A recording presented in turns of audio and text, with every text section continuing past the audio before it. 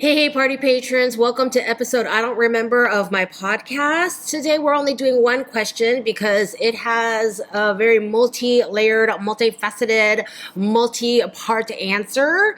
And that question is, Zoe, what's the difference between the fashion degrees? Now, this person did not specify with whether she was talking about associates, bachelor's, master's, doctorates, or if she was talking about, they were talking about the different majors like merchandising versus journalism. So we're going to answer all of it. We're going to talk about all of it, okay? So first of all, let's talk about associate's degrees, bachelor's degrees, and master's degrees. So associate's degrees are traditionally what they call 2-year degrees, regardless of how long it actually takes you to finish one. It's like if you were a full-time student, it would take you about 2 years to finish one. Bachelor's is a 4-year degree, and they both can be taken straight out of high school here in the US. The structure is a little bit different, I think, in Britain. But yeah, you can go graduate high school or get your GED and then start your associates or your bachelor's. Most jobs, like corporate jobs, people who ask for a degree on their resumes for fashion designers, etc., are looking for a 4-year program, a bachelor's. Okay. Some will say associates with work experience, but for the most part, they're looking for bachelor's. Okay. You can get your associate's degree and then transfer your credits into a bachelor's, but those things are dependent on the school and how much of other school credit that they will accept. I think you will have an easier time if you stay at the same school and get your associates and then ask how you can add on to it to get your bachelor's. So it's not like you have to get an associate and then study another 4 more years to get your bachelor's. If you are studying the same thing. Now, if you want to take your bachelor's or you want to take your associates in chemistry and then try to get a bachelor's in fashion design, no, you have to start over. Okay, because very few of those courses, like maybe some of your English classes, will transfer over, but very few will transfer over. But if you got an associates in fashion design and you want to get a bachelor's in fashion design, then more of your classes will be able to transfer into your new degree. Now, if you want a master's, that's your postgraduate, so that's after your bachelor's, that's what that means. You cannot go from associates to master's. You do need to finish your bachelor's before you can get a master's degree. Most schools require that your master's degree is somewhat related to your undergraduate, your bachelor's degree. So, if you had, say, a fashion design background, your bachelor's was in fashion design, and you wanted to get a master's in fashion marketing, those are similar enough that many schools will accept that bachelor's and accept you into their master's program. If you have, again, a bachelor's in chemistry and you want to get a degree in fashion design, most people will suggest to you that you get your bachelor's in fashion design because you need that underlying foundational education. Because a master's it's not just a degree for people who already have a bachelor's. Okay, a master's is additional knowledge on top of whatever you learned on your bachelor's. So if you have a bachelor's in fashion design and then you get your master's in fashion design, you're adding on to the knowledge. You're not repeating it. Okay. You become a better pattern cutter. You get better at design. You get better at making color stories. You get better at putting together a collection because you're really honing in and getting in more practice and getting more advanced classes with more advanced teachers like that. There are a few schools that do doctorates in fashion design or other fashion-related subjects, but they are very few.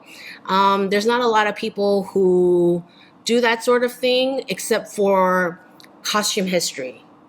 costume historians.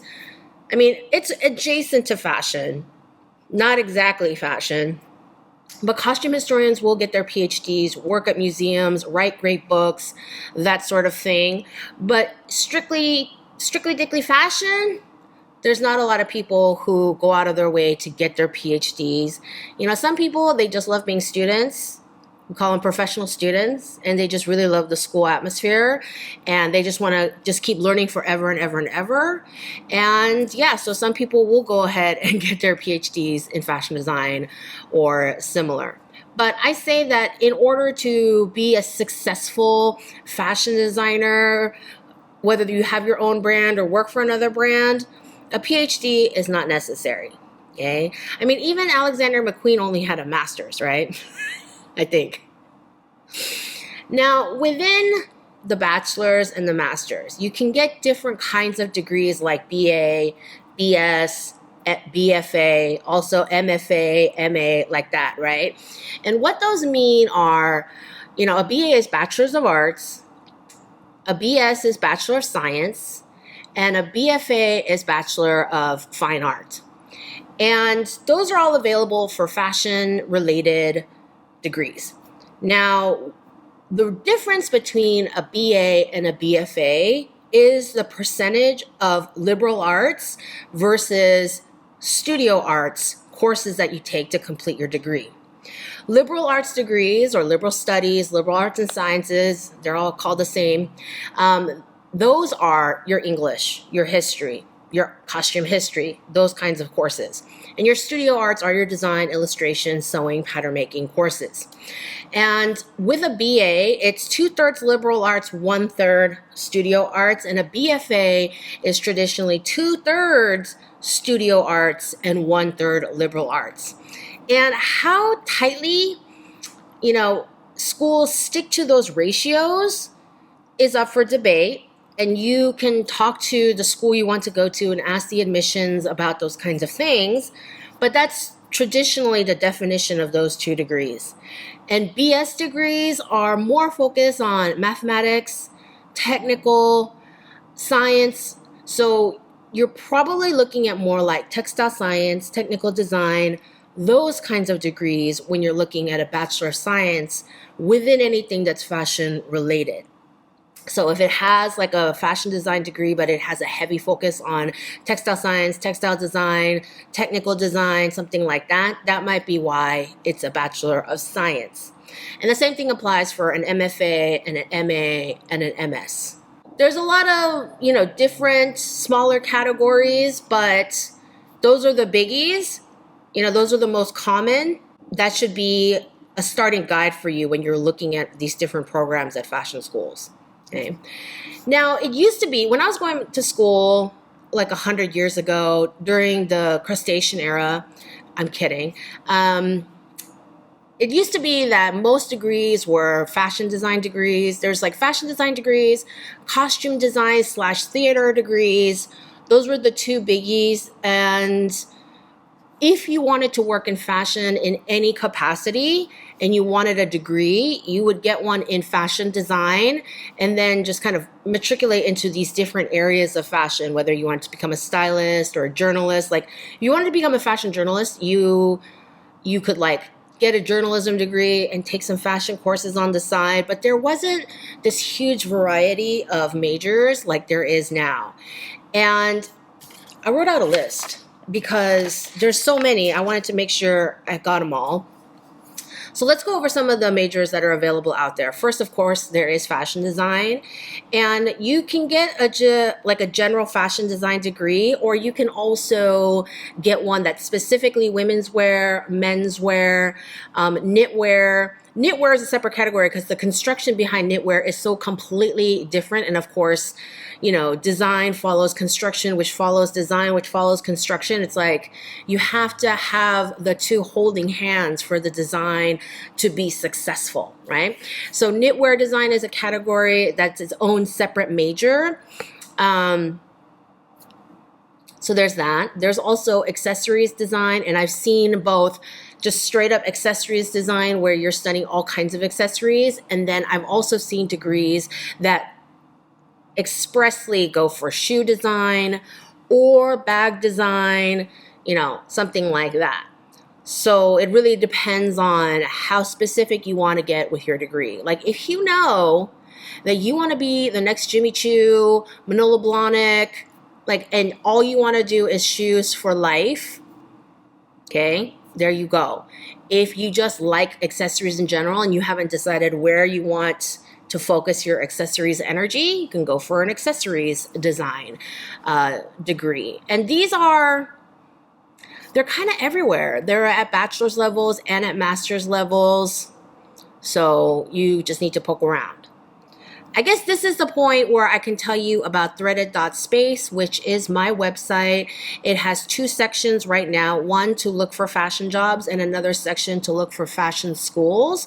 I'll drop a link in the description box below so you can look at my fashion schools database that you can sort by major, by geographical location, name, that sort of thing.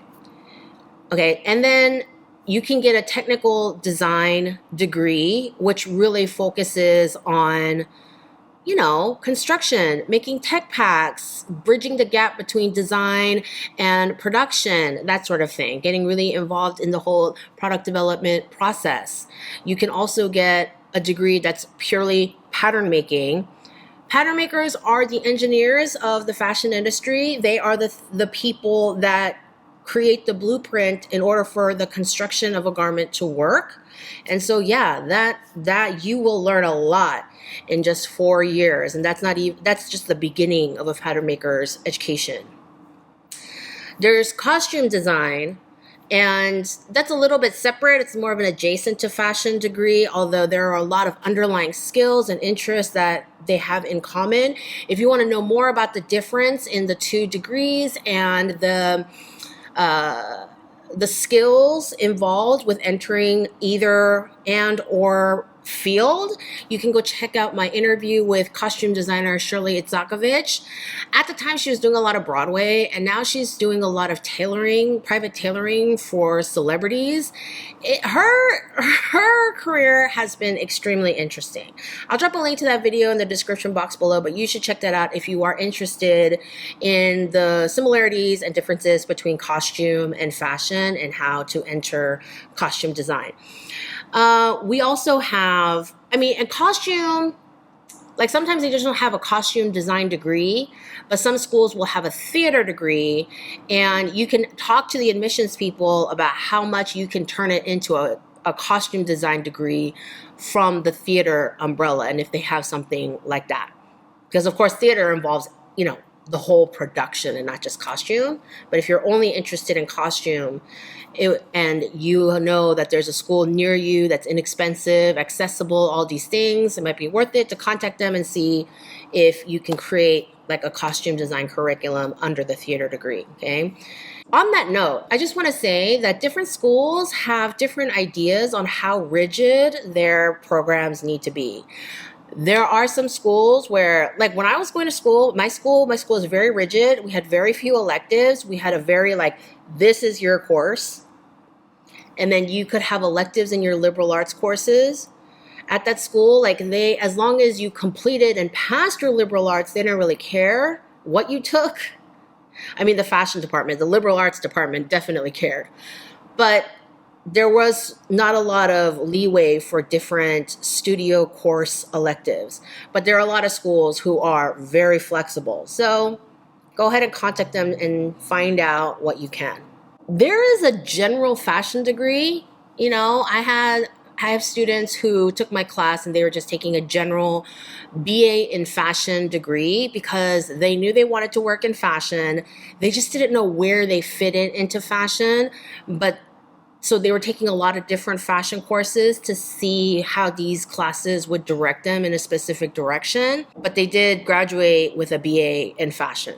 Fashion merchandising is the degree for both fashion merchandisers and buyers. Okay, fashion merchandising delves more into the business of fashion the sales of fashion, they're not salespeople, but they look at the fashion merchandisers within a fashion brand. They look at the sales numbers, and they contribute to the design team by talking about, what sold last season, what kind of, styles don't work for our customer, what kind of complaints they got, so that the design team is making better product for the customers. Okay, so the things they learn are really geared more towards the business side and how customers engage with the brand, which is also important for wholesale buyers at department stores, boutiques, what have you. They look at the numbers, they look at what sells in their stores, they look at what customers are looking for, and they go out looking for the brands that are going to fulfill their customers' needs. So that's first fashion merchandising. It's like fashion business, sort of. But there's also like fashion management, brand management, fashion business management. There are these degrees that sound more like that. And that's more about like the overall business management of a fashion company and not having anything to do with design. Like fashion merchandise is like, fashion merchandising covers fashion business in this specific way. But then there are all these brands that are like luxury brand management, fashion brand management. Many of these degrees are master's degrees only because they expect you to maybe have a fashion merchandising background or some background in business before you can get really specific and hone in on this specific sector of business management. There's fashion journalism, which is pretty self-explanatory if you want to get into editing, writing, running magazines, working for a magazine, that sort of thing. We have textile design. There's textile design and there's textile science. And the textile science is really more about fibers, the underlying building of textiles. And textile design is a lot more about surface design and what you can do to the fabric to make it look cool. And some degrees sort of like merge the two well. It's again a matter of checking out what kind of degree it is, what kind of courses. They'll be able to, admissions will tell you things like, this is what a freshman course load looks like. Look at the kinds of classes that you're taking your freshman year. Like, that sort of thing to guide you as to whether or not it's a very science-related degree or a very design-related degree. There's fashion styling, and that really is all about fashion product styling, doing editorials. I think that a lot of people think that styling is purely kind of like, putting cool outfits together. But there's a lot more involved with fashion styling than just, making sure the outfit looks cool. And that's what you learn in school. Fashion photography. So yeah, you can definitely get a photography. Like the school I went to, they had a fine arts photography program. It was not a fashion photography program. And, fashion photography is very specific. The way you have to light people, especially different skin tones, like that should be, a class all in itself. But yeah, fashion photography is very specific. There's also a degree called fashion communication or fashion promotion, which brings into any kind of photography, film, music, digital media, social media, website, like all these things that communicate brand ideas, communicate fashion communication, all wrapped up. It's more of a general degree, but you get to try out and learn about all the different things that go into fashion comms and give you more of an overall sense of that sector of the industry. And maybe you're not like a cool fashion photographer, but you can learn more about photography, among other things in that realm. With a fashion communications degree, you can go into fashion media, PR, marketing, visual merchandising. Listen, there's a difference between fashion merchandising and visual merchandising. They're very different. Fashion merchandising, I explained before. Visual merchandising is literally people who work in the store to design how the store looks. I mean, granted, with, internet and everything, you don't need to be in the store, but a lot of them are in the store to set up the display. Beautiful window displays that get people into the stores, in-store displays, how merchandise is laid out for, the best shopping experience, dressing rooms, where the cashiers are. All of that is laid out very purposefully according to the brand and the kind of brand experience that the brand wants to have with their customers. All of that is within visual merchandising. Okay, back to fashion communications. You can lead into visual merchandising. You can lead into like retail environments, trend forecasting. I have not seen a complete 4-year program that majors in fashion forecasting. Not to say it doesn't exist, but I have not seen it. Maybe as a minor, I don't know if you need 4 years of studying expressly forecasting. So yeah, that's the majority of the degrees out there. And yeah, there are definitely similar degrees that is named something slightly different. But, schools are getting savvy and they are posting information on their websites. You just need to poke around at what kind of programs they have and look at their descriptions and see what they're working on. And the number one advice I give to anyone who's trying to see if a school is a good fit for them is to go look at their student work. Okay? If their student work looks like, wow, I want my work to look like that level of cool, that level of avant-garde, or this level of chic, this brand of, everyone has different aesthetics. Everyone has different ideas on what's fashionable and cool because, everything is subjective. But if you are looking at the work of a specific school and you're like, yes, that's a direction I want to head towards, then that is a school worth looking into. If you're looking at their student work and you're like, that's not for me, then you're not going to be happy there, because the schools and what they teach, and because related to where they teach it and the kinds of schools and the kinds of jobs that they can help you get after the program, like it's all kind of wrapped up, and you need to make sure that you yourself is meshing with the school. I hear a lot from students who are like, all my teachers hate me, they don't get my style, and they think I'm too insert adjective here. And I get that. And something you can do to prevent that for yourself is to check out the school's work as much as you can. See what's coming out of the school and see if that's something you want to aspire to. Okay, not somewhere you are now, because the whole point is for you to go to the school and pay them money so you can learn. It should be an aspirational goal. And when I first started going to my school, during registration, one of the little tour things that they had was they had the front gallery set up with artwork that was done by freshmen at the end of the year. So nothing too advanced, but just end of the year freshmen, people who had completed the freshman year. And the work in there was so unbelievable. I literally said out loud, I don't belong here. Just like under my breath. That's actually how I met my first friend, Jasmine. Shout out, Jasmine. I know you're not watching. You are very busy with all of your many children and all of that. But that's how I met my first friend in LA, Jasmine, because she had been walking kind of like behind me. We're all like kind of walking along, checking out this gallery. And she sort of kind of laughed under her breath when I said that. And we started talking, and that's how we became friends. And then we found out we're both Korean American. We're both going into fashion. But she had, grown up in the LA area, and I grew up in Alaska. And that's how I made my first friend. But seriously, like that day, I was like, I don't belong here. All these people are so talented, but I wanted to get there. So I knew I had come to a place where I was definitely going to learn a lot. Okay. So that's that on, what was the question? What's the difference between the fashion degrees? I hope that answered your question. Again, if you have a question for me that you would like me to answer in a future podcast episode, drop them in the comment section below. Today's story time. Okay. So listen, don't get your hopes up. I've never met Vivienne Westwood in my life, but I remembered this story when I heard about her death. Rest in peace, Vivienne Westwood.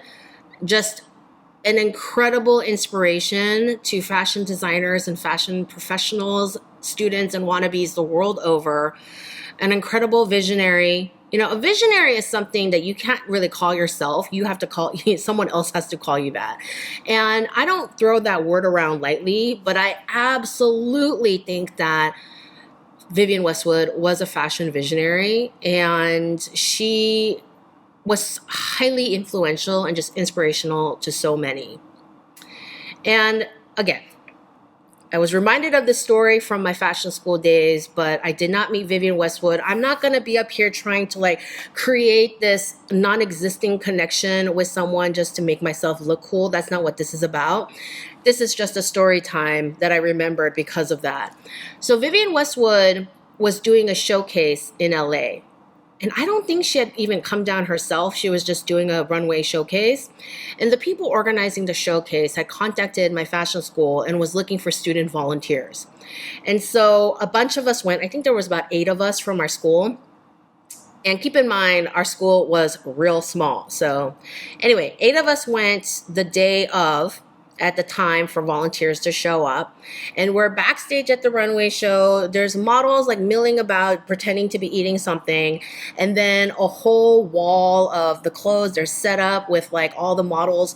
So if you don't know, typically models have multiple wardrobe changes during a runway show, and they have their own section with all their outfits.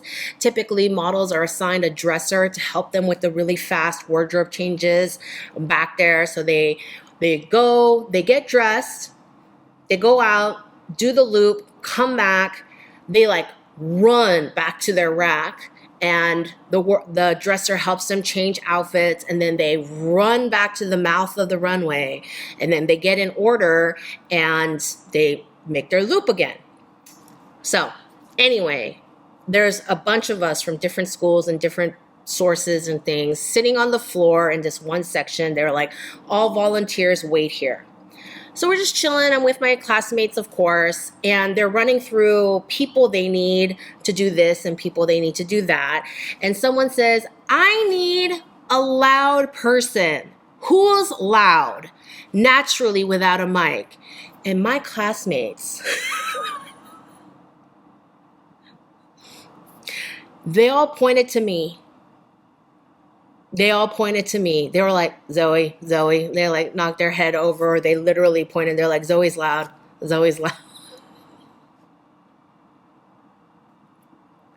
Which is true. They needed a caller who, the microphone would be too loud. They would hear me from the front. So they needed someone who was naturally loud to call for models and make sure that the models were on time coming back from their wardrobe changes and getting them in order. So I was the caller that day because I'm loud. Sometimes you get these talents. I had a good time back there. I was not put on the dressing team, which I thought I was going to do. But I was made the caller that day. It was a blast. It was a really fun event to work. The reason I'm so, well, I don't know if this is the only reason, but the first internship I ever did was at the costume design department of the Opera House in my hometown. And I also, I worked in preparing the costumes and helping in the costume shop between shows, but I also worked backstage in wardrobe during the shows. And so I got to befriend a lot of the opera singers, especially the chorus people, like the stars of the show. They had their own dressers and they were, in their own private dressing rooms. But I was running around like helping prep costumes last minute, pressing things, and then helping the chorus line get dressed. So I was in the chorus room with the ladies and they taught me how to project from my knees. They're like, you sing from your knees. And I don't even know, I couldn't teach a class on projection technique because it's like basically just built into how I speak now. I was 17 when I started that internship. Wait, 16, 17, something like that. And so I don't know. I forget what exactly they taught me, but I have always been, since then, maybe younger, maybe from screaming at all of my younger siblings. I'm the oldest, But yeah, I've always been able to project quite clearly. So that day, my classmates, it was hilarious. They were all laughing and giggling, all good-hearted. Like, it wasn't bullying. It was definitely lighthearted teasing. But yeah, they're like, oh yeah, she's loud. She can do it. Today's rant of the day is that I have no rant of the day because nothing has been making me angry in the past 2 weeks. Can you believe that? I mean, I'm up to date on the news. I read the news. You know, I have a little session where I catch up on fashion news like 2-3 times a week. I'm fairly regular on keeping up with news via Twitter. I follow some fashion journalists there. Nothing has been, no fashion news. I try to keep it to fashion.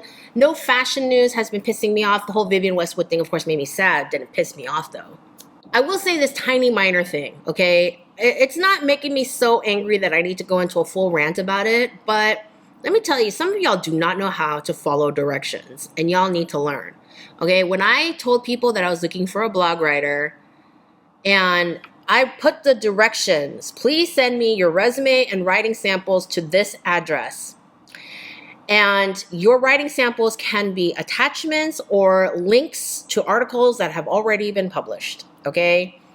I really felt like that was a simple set of instructions, and yet there were plenty of people who could not do those two things. So before you complain to other people about how hard it is to find a job, look deep inside yourself and ask yourself, did you follow the directions? Okay, so that is that. In case you were wondering, this is all set up for my pattern making class on Patreon. More news is going to come up about that next week. The pattern making class is going to start January 20th. More information is coming.